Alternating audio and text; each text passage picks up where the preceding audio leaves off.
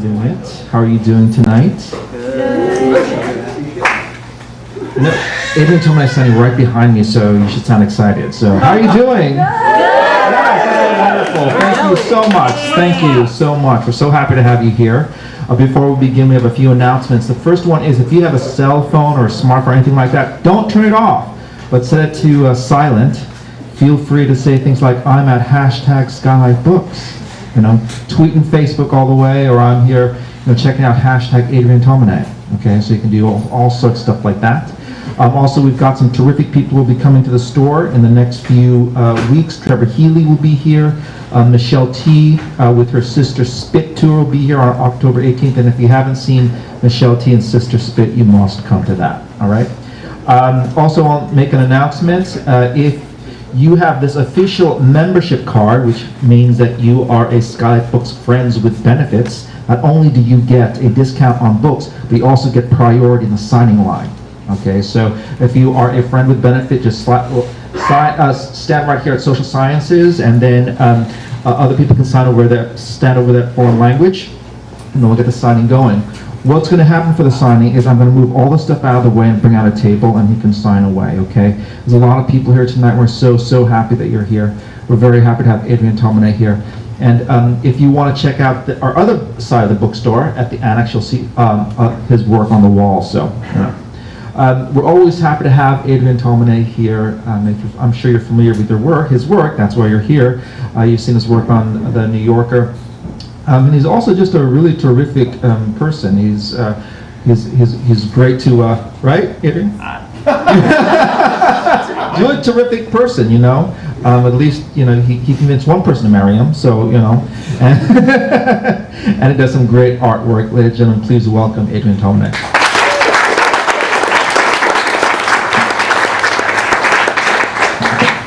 Thanks, everybody. Thank you. You don't have to unless you want to. Just check. Okay, all right. All right. Thanks for coming, and thanks to Skylight for inviting me once again. They've been very supportive of me and my publisher for many years, so I appreciate it. So thanks to Skylight. I was doing this similar event like this 2 nights ago in Berkeley, and some guy in the audience just kept going, "Speak up!" So if when I'm in at a microphone, I feel like I'm like yelling or something, so I soften my voice. If you can't hear anything, let me know. This is the new book, and it's a collection of everything that I've done for the New Yorker magazine, the covers, comics, illustrations inside, and then a handful of, I just advanced that, oh well, a handful of other images that I did either about or when I moved to New York. And then, I shouldn't have shown this so quickly, but let me go back if I can. Okay, when I do these book signing events, at this point now, the question that I get asked most, second to how do you say your last name, is how did you get your work in the New Yorker? Like, it seems like the interest in the comics has declined, but everybody wants to find out how they can get their artwork in the New Yorker. And I can tell that when I give the honest answer to like an aspiring art student, I just see their face kind of fall, because it's, I started working for them so long ago that like everything about the answer is now out of date or obsolete or impossible, and they just want the quick answer how to get their work in a magazine. But for the record, I'll quickly tell you the disappointing answer that I give to these people, and I'll try to be as brief as possible. And see if you can pay attention to the anachronisms in this story. I was living in Berkeley at the time. I decided that I wanted to try and do some work for the New Yorker, so I walked down to a bookstore called Cody's Books, which is now out of business, and I looked at a copy of the American Illustration Annual.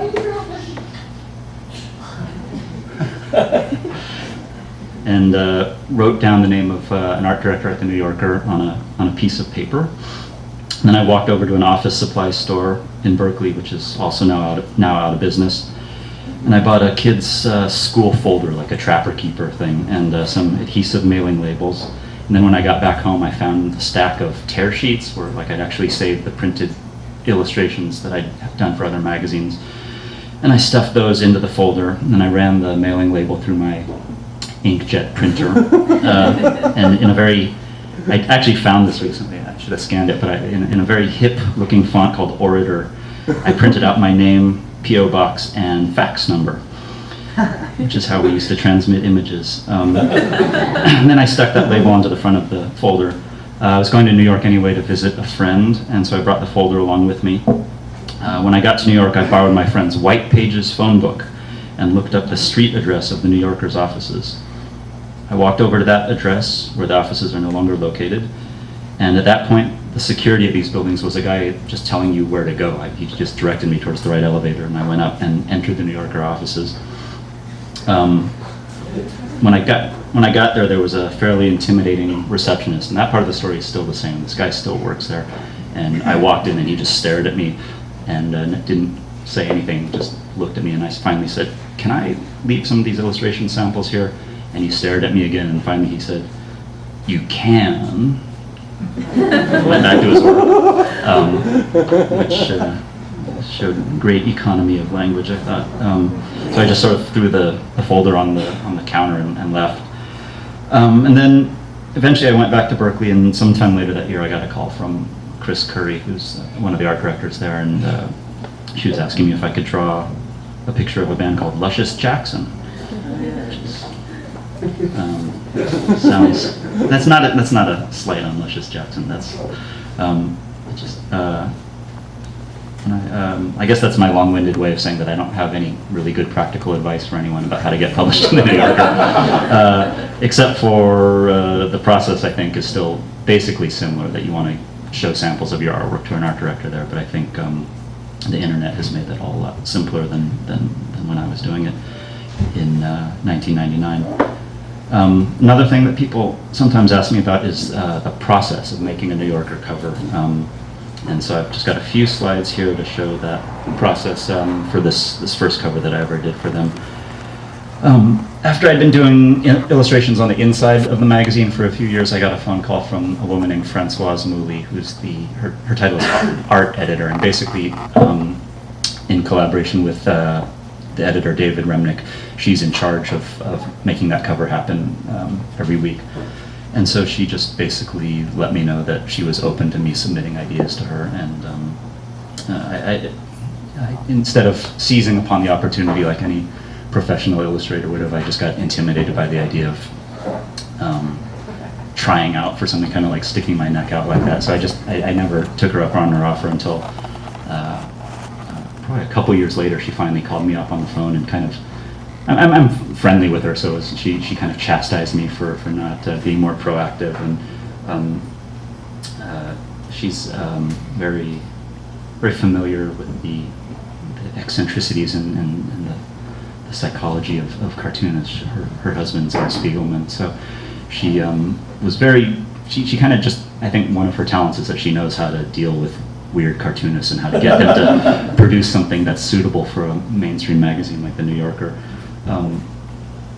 So she finally called me up and said that instead of just trying to generate your own ideas, she was going to give me a specific assignment, so that there was this issue coming up and the topic was books, and here was the deadline, and she gave me a few other suggestions, and so giving me like an actual concrete assignment was really helpful to me. With most illustrations, at least in my experience, you don't have to think at all about what you're going to draw. They basically tell you, like, here's the subject matter, and you make some choices about the composition or the color or something like that. But for a New Yorker cover, even when she gives me the theme like books, you're still trying to basically create an image out of nothing.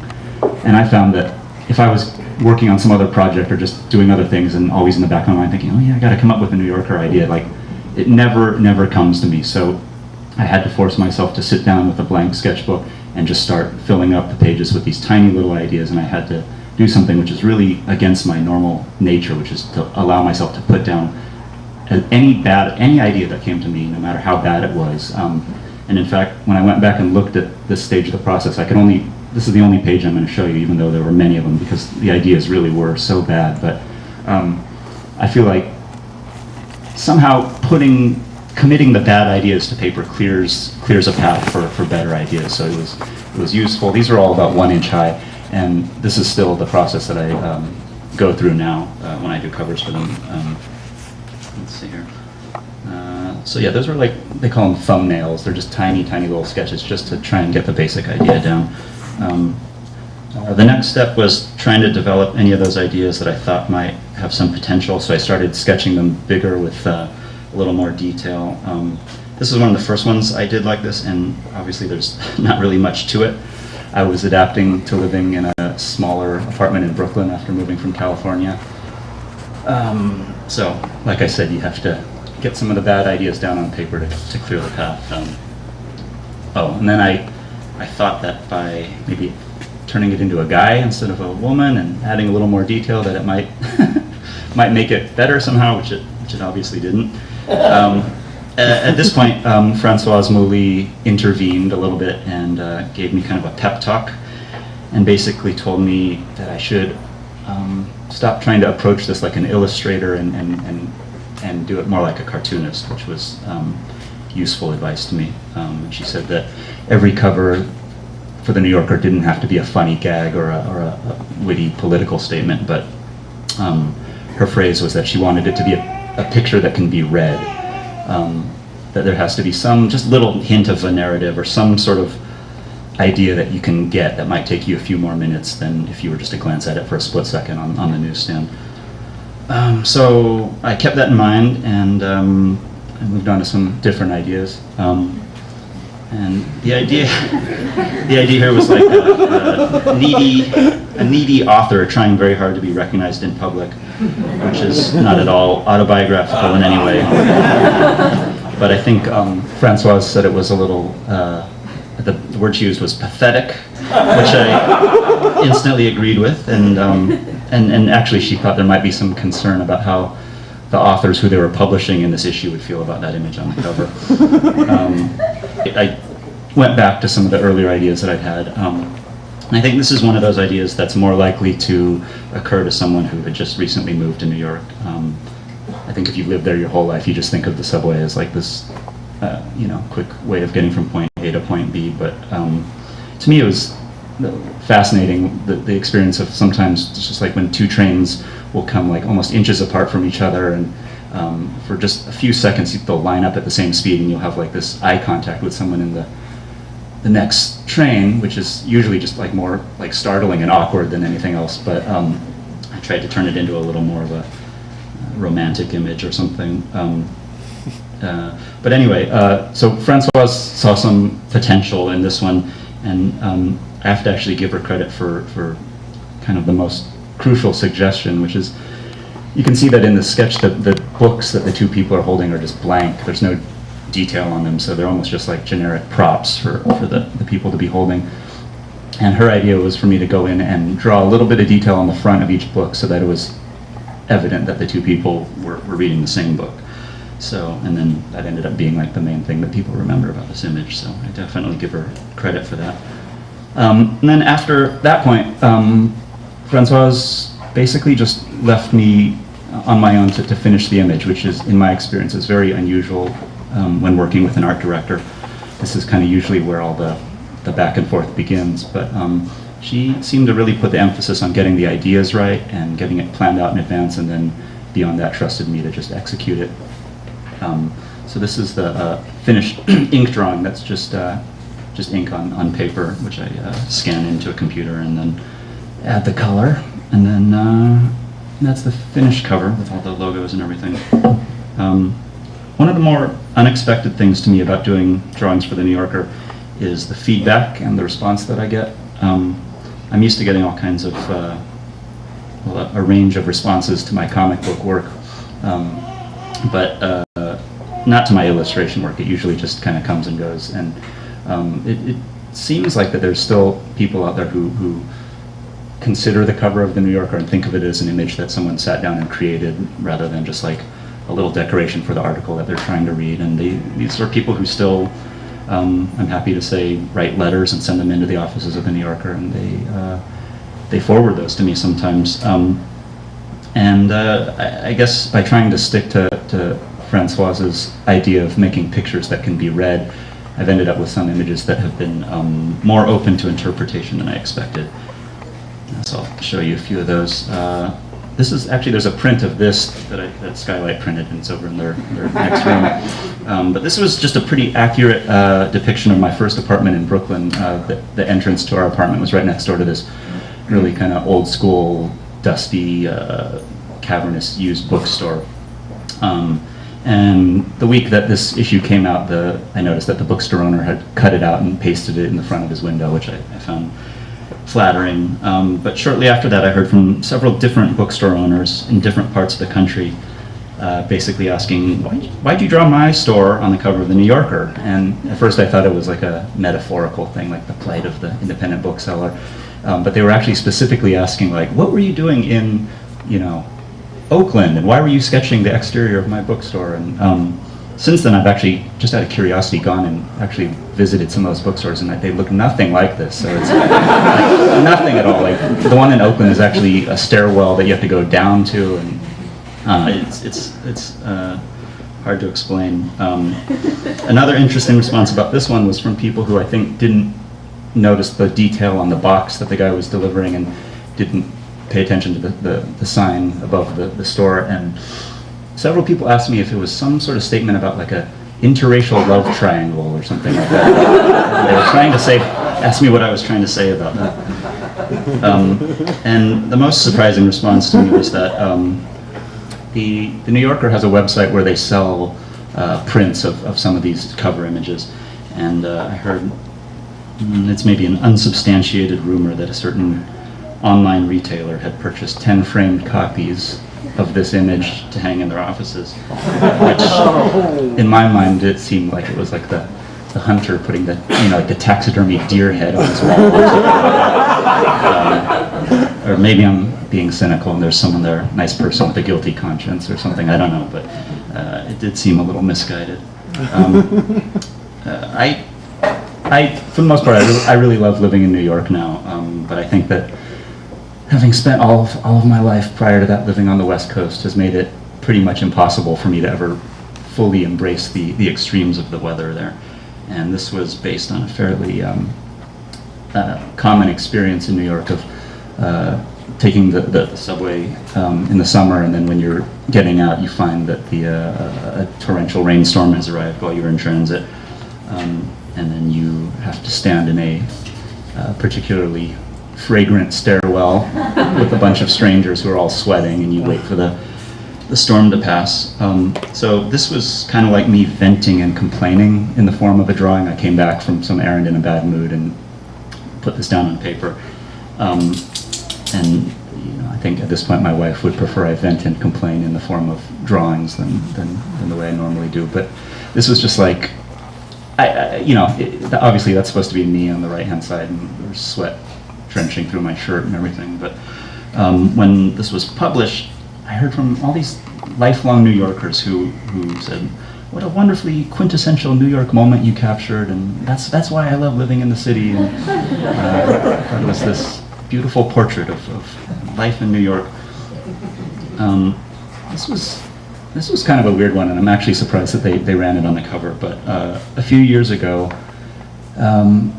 it seemed like everybody I knew was really excited about these outdoor movie screenings they were doing at the base of the Brooklyn Bridge, and I got dragged on by my wife and her sisters. So I went, and I just thought it was this interesting image of everybody sitting around. They might have been showing Manhattan or something, and it was the idea that they were watching the image of New York on the screen while the actual city was right behind them. And then the week after this cover was published, this happened, which for a minute made me feel like I was in a Charlie Kaufman movie or something.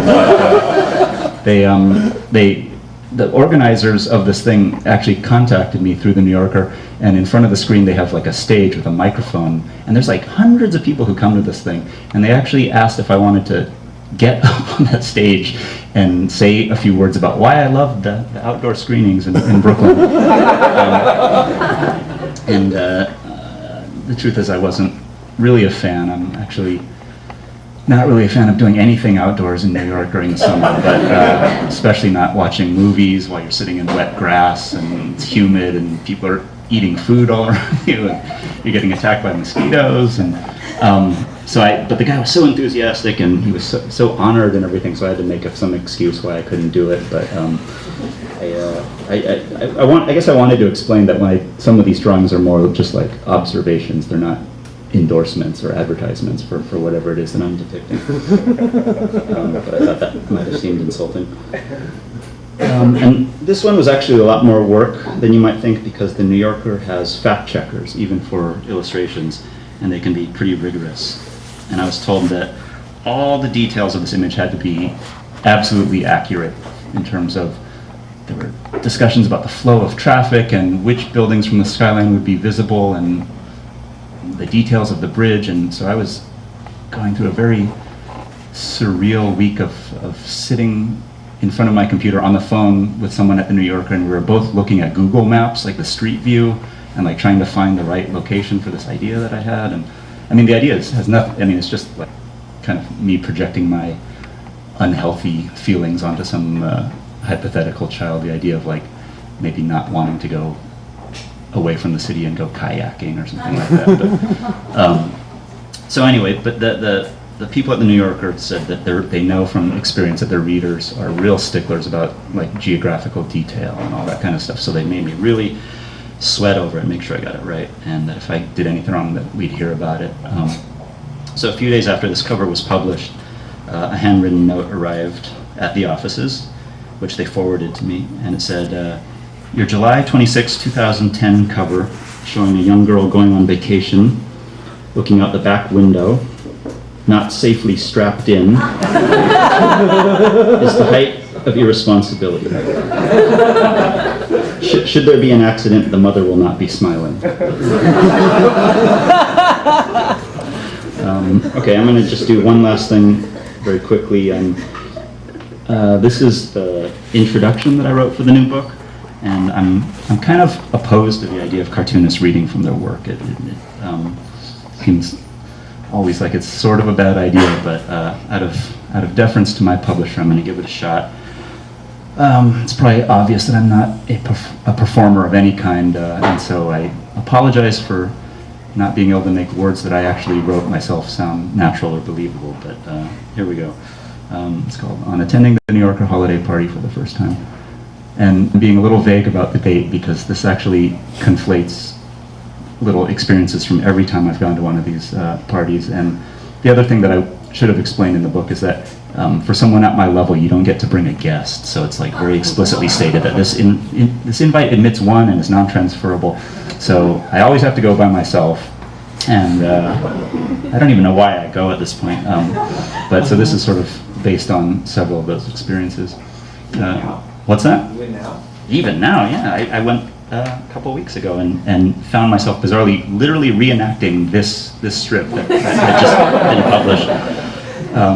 Okay. So, yeah, it was for the New Yorker Festival, so I got to humiliate myself in front of a wide guest, great authors and writers and everything. But let's see, where is this place? I'll read it from here. Gee, also, I would never say G. I don't know. Every time I read this, I'm embarrassed that I put that in there. It seems like only yesterday I was a lonely, socially inept teenager living in Sacramento, holing in my bedroom, drawing comics for lack of anything better to do. And now here I am at the holiday party for the New Yorker magazine. And I don't know a single person in this room. Now what? I guess I might as well get a drink. Hi, I'll have a whiskey? Of course. What kind would you like, sir? And this is me craning my neck to try and read the labels of the bottles behind the guy. So at this point in my life, I didn't know anything about what I should be ordering. What kind? I guess I'll have a Bushmiller's. In hindsight, the author believes that this was not merely a slip of the tongue or a misreading of the name on the bottle, but also an unintended subconscious reference to Ernie Bushmill, creator of the comic strip Nancy. You mean Bushmill, sir? Right, perfect. And actually, now that I've been married to a Irish girl for about 5 years now, I know the correct answer should have been Jameson, but at this point I just was trying to read whatever was on the rack behind him.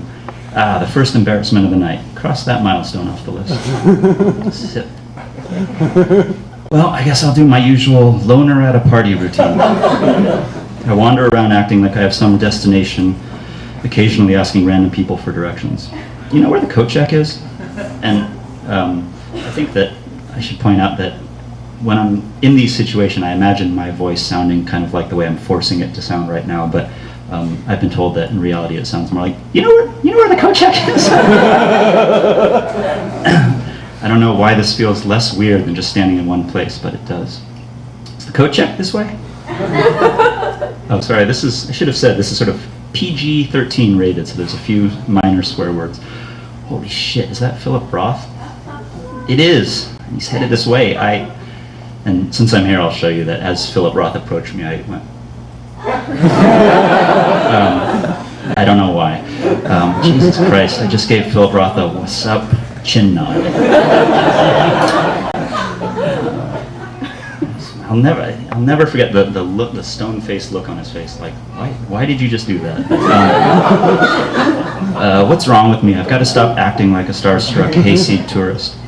Besides, who really cares if someone's famous? We're all invited guests here, so why should... Wait, is that... Oh my God, Steve Martin. Gosh, he looks terrific. In a way, you're lucky if your hair turns white when you're young. He's had a 30-year career and he still looks the same. Wow. Maybe it's different if you're Asian, though. Kids in high school would have called me Mr. Miyagi or some shit like that. Which I suppose is preferable to Long Duck Dong. Why am I still bitter about stuff that happened over 10 years ago? I'm in a beautiful restaurant in Manhattan at the New Yorker holiday party, for God's sake. I should be content. Moving to New York has been the fulfillment of a lifelong dream. Sorry, am I headed toward the coat check? Oh, great. There's Sarah's ex-boyfriend. What are the odds we both end up working for the same magazine? And you can see that I'm actually hiding behind a large plant there. Uh-oh. Why is he looking at me? Yeah, what's your problem, dude? I have just as much right to be here as you, so hi. Oh, hey, man! Just trying to find the coat check. Okay. And in addition to being nonsensical, this peal of laughter was both high-pitched and inexplicably protracted. What am I doing here? I thought I'd always be an obscure, alternative comic book artist.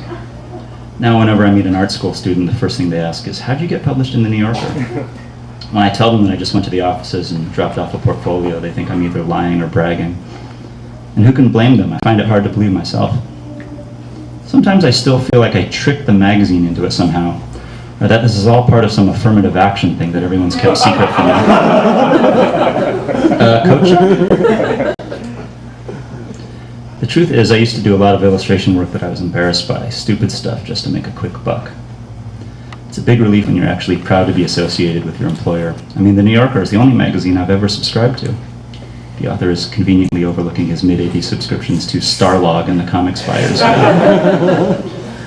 And how great was it when I met Sarah's parents for the first time. When they asked what I did, I just said I work for the New Yorker. The reaction was a hell of a lot better than when I used to tell girlfriend's parents that I drew adult graphic novels. Is this the line for the coat check? No, those are the restrooms, sir. Well, I guess if I'm going to stand around by myself, this is as good a place as any. And this actually did just happen once again at the most recent New Yorker party. I should jot some of this stuff down. Idea. Pathetic introvert attends high-class parties, but instead of enjoying himself, endures a series of awkward encounters while maintaining a neurotic internal monologue. Idea. Idea for what? I'll never use that. Wow, look at that view. God, that's beautiful. Okay, thanks for bearing with me. Awesome.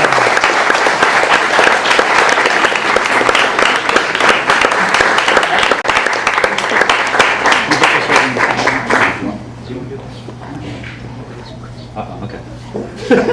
He said we should see if there's any questions. So if there are, I'll try to answer them. Otherwise, we can just adjourn to the signing. Yeah. Since for the last few years, you've been focusing mainly on illustrations and stuff, and not as much on the comic. I guess I'm curious a little bit about your process in writing the comic and how you kind of come up with stories, and also, I guess, why they so infrequently are published. He's basically asking why it takes so long for my comics to come out, and actually, you're wrong in that you think that I'm spending more of my time on illustration work, but I actually spend more time on the comics work, but it just is a slower process and comes out less frequently. I'm actually working on a book most of the time and take a break now and then to do an occasional illustration. And the reason it's so slow is because I'm a slow worker who I think over the years developed a poor work ethic of always sitting around waiting for the perfect inspiration to strike and needing all my environments to be precisely the way I want, and everything has to be set up just right. And now that I've got a kid, I've got a 3-year-old daughter who's home with me, where I work from home, and I've realized now like how much time I wasted in the past of waiting for the right moment and indulging in what I thought was like the quest for the perfect bit of inspiration. And so now I've gotten more focused, and when she takes a nap, I sit down and start working. But now the thing is, it's just sort of balanced out equally. Like I work harder now, but I have less time to do it. So it's still the same slow trickle of output. Sure, right there. So, how long have you been living in New York before you did the cover? The first cover I did was the year that I moved to New York in 2004. But prior to that, I'd been doing some work for them while I was still living in California. And like, again, this was sort of before I had access to Google Images and all that stuff, so I would be like freeze framing VHS copies of Woody Allen movies and trying to draw the background details accurately and things like that. Is there anybody? Sure. Yeah. You said you work from home. Yeah. Do you have to do anything to kind of keep a separation between like the work and home environment, or do you just, are you like, no, because of that, it sucks? He's asking about just the practicalities of working from home. Sounds like he's in a similar situation, perhaps. Yeah, it's not ideal. At least for the first couple years of my daughter's life, it was pretty much. I thought that I could juggle everything, and I realized that by trying to do work and take care of my daughter at the same time, I was doing kind of a crappy job of both. And so I just totally abandoned that idea and just decided that when she was awake, I would hang out with her and play with her and have fun with her, and when she was asleep or if my wife took her out or something like that, that's when I try and get the work done. So it was not just a mental, but it was like literally like a physical distinction, like she had to be out of the house, and that's when I try and sit down and get some work done. Yeah, sure. I guess with what you do, you discover the art before you discover the humor. But could you talk about the humor a little bit? Because I love the lightness and the humility. I've always wanted to be able to write something that's funny. And could you talk about and how you arrived at? This is the first time I've ever gotten this question, but I appreciate it. She was asking about about sort of the humorous elements in some of these works and how I arrive at that. And I actually, I think it's increased in my work over the years, and I give credit to two things. One is that, like over the course of my career, like the view of comics and what I do in North American culture in particular has totally evolved and gotten more respect and more of a mainstream acceptance. And so when I started out, I think I had this weird kind of chip on my shoulder about trying to differentiate myself from the kind of comics that I grew up reading, and so I was trying very hard to do work that was like, you know, in quote marks, like literary and mature and things like that. And as time has passed and the average person kind of, you know, it's just weird to meet like in-laws who are like, oh, I hear you draw graphic novels, you know, and it's like just a common term now, and they understand that it's not Spider-Man or something like that. That I feel like I've been able to be a little more honest about my real personality that I put through in the work and not be so focused on being serious and you know, taken seriously. And also I give a lot of credit to my wife, who when we first started going out wasn't really familiar with my work, and when she sat down and read it, she had this kind of like weird look on her face, and she was like you know, like this doesn't seem like the work of the person that I have been hanging around with. She's like, you're into seeing comedy movies and TV shows, and you're always joking around, and then you do these like really grim, like serious comics. And so I think the fact that she was a little disappointed by that quality being absent from the work has sort of encouraged me towards moving in that direction. So I don't have any real practical advice about how you put that into the work, but I think for me it was a matter of being open to letting it enter into the work rather than forcing it out. There seems to be a wonderful economy of space in your ideas that I mean, I'm reading the Chris Ware monster that's out right now, and it's wonderful, it makes your head hurt. Is that a conscious thing that you do, or is it just how your mind works when you're putting a story together? About this, just that there's clarity and simplicity, but within each frame there's a lot going on when you look deeper. Okay, yeah, he's asking about the simplicity and sort of the physical space within the drawings, and that's also, I appreciate that. That's something that a lot of people don't pay attention to. I think when you're reading a comic, you're so focused on just the content, like what are the words saying and what's happening with the plot, and you sort of skim through the pictures, which is why I felt kind of a little, I don't know, not defeated, but disappointed about the amount of work that I've chosen to put into like my book Shortcomings, where I was doing really, really faithful renderings of actual locations in California and in New York, and everybody was just like, that was funny when the guy did the kung fu pose or something like that, you know. So, you know, for some reason that's just of interest to me, and if there's some subliminal impact that it has on the reader, I think that's useful. But I think more and more that it's more important to just have the story be legible, and I think one of the weird like roadblocks that people hit when they're trying to draw comics for the first time is just to make it make sense, which seems hard to conceive, but like what they have in their mind and what they can express through drawing these lines on paper sometimes gets very muddled, and you sometimes don't know which character is supposed to be speaking first or who's standing where, and a lot of that stuff should be invisible, but it's something that I worry about a lot in terms of envisioning. It's sort of like almost staging these scenes in my mind and like physically trying to figure out the relationship between the people and making sure the layout of an apartment is consistent throughout the story and things like that. That again, it might all be subliminal, but it's useful in my mind somehow. But thank you. Anybody else? Okay, maybe we'll take just the one last one in the back. Thank you. I really enjoyed Scene from Impending Marriage. Oh, thanks. A lot of insight from me and my girlfriend. Will you ever do like a follow-up scene from an impending pregnancy? I thought you were going to say scenes from an impending divorce. That would be a hot ticket.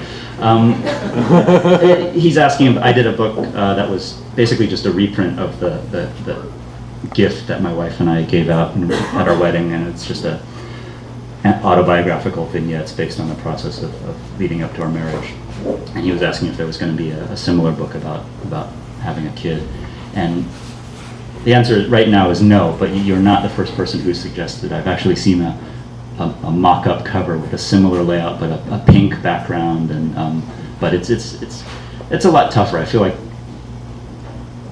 writing kind of wise-ass things about the sort of absurd process of getting married, especially in New York, was really easy for me, and I think it might require a better, more sensitive writer than I am to really, well, to write about that process of becoming a parent for the first time and doing it with real sensitivity, but not being sentimental and you know, cloying. So it's a good challenge, and I think maybe it's something that I'll approach at some point. But it feels, I didn't feel like I needed a lot of time to process the wedding experience. It's like, okay, we got that done, and here's some jokes about it. But you know, having a kid for the first time, especially I just thought it wasn't something that I'd spent my life thinking about and anticipating or anything, and so to process it and think about what you would want to say about that, I think is a little bit out of my grasp at this point in my life.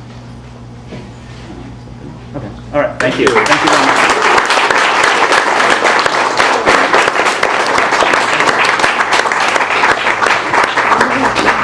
So as you can see, he's very nice, very approachable.